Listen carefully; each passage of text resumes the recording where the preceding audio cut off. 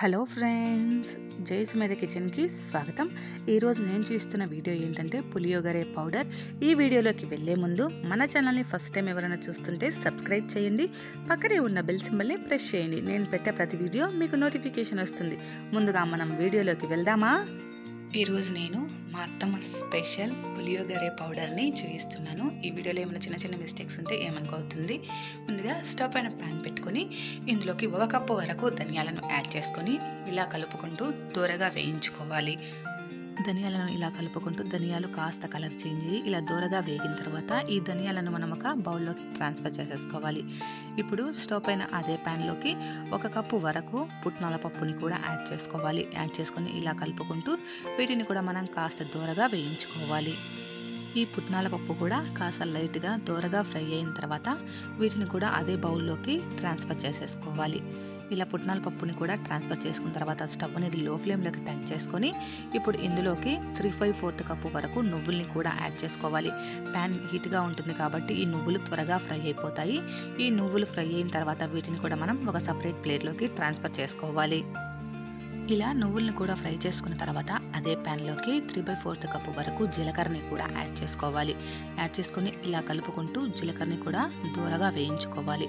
జీలకర్ర కూడా ఇలా కాస్త లైట్గా కలర్ చేంజ్ అయిన తర్వాత ఈ జీలకర్రని కూడా ఇంతకుముందు ట్రాన్స్ఫర్ చేసుకున్న వాటిలోకి ట్రాన్స్ఫర్ చేసేసుకోవాలి. ట్రాన్స్ఫర్ చేసుకొని ఇప్పుడు అదే ప్యాన్లోకి మీరు కారానికి తగినట్లుగా ఎండుమిర్చిని యాడ్ చేసుకోండి. నేను ఇక్కడ 10 నుంచి 15 వరకు ఎండుమిర్చిని యాడ్ చేసుకున్నాను. ఈ ఎండుమిరపకాయలు కారాన్ని బట్టి కూడా మీరు యాడ్ చేసుకోవాలి. ఇప్పుడు ఇందులోకి 1/2 టేబుల్ స్పూన్ వరకు ఆయిల్ని యాడ్ చేసుకొని ఇలా 2 స్పూన్లను తీసుకొని ఇలా ఎండుమిర్చిని కాస్త లైట్ దూరగా ఫ్రై చేసుకోవాలి. ఈ ఎండుమిరపకాయలు కాస్త ఫ్రై అయిన తర్వాత వీటిని కూడా మనం అదే బౌల్లోకి ట్రాన్స్ఫర్ చేసేసుకోవాలి. ఇప్పుడు ఇందులోకి మనం ఎండు కరివేపాకుని యాడ్ చేసుకోవాలి. యాడ్ చేసుకొని ఇలా కలుపుకుంటూ ఎండు కరివేపాకు కాస్త వేడైతే సరిపోతుందండి, మరి ఓవర్గా ఫ్రై అయ్యి కలర్ చేంజ్ అవ్వాల్సిన అవసరం లేదు.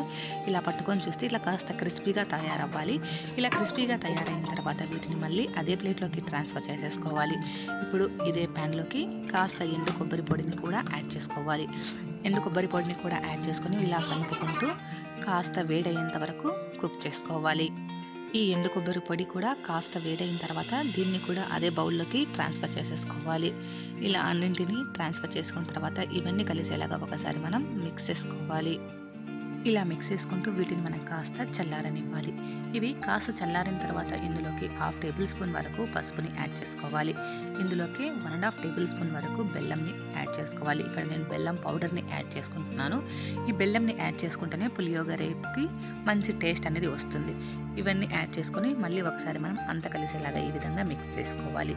ఈ విధంగా మిక్స్ చేసుకున్న తర్వాత ఇందులోకి మనం ముందుగా వేయించి పెట్టుకున్న నువ్వుల్ని కూడా యాడ్ చేసుకొని మళ్ళీ ఒకసారి మనం అంత కలిసేలాగా మిక్స్ చేసుకోవాలి. ఇవన్నీ బాగా చల్లారిన తర్వాత వీటన్నింటినీ మనం ఒక మిక్సీ జార్లోకి ట్రాన్స్ఫర్ చేసేసుకోవాలి.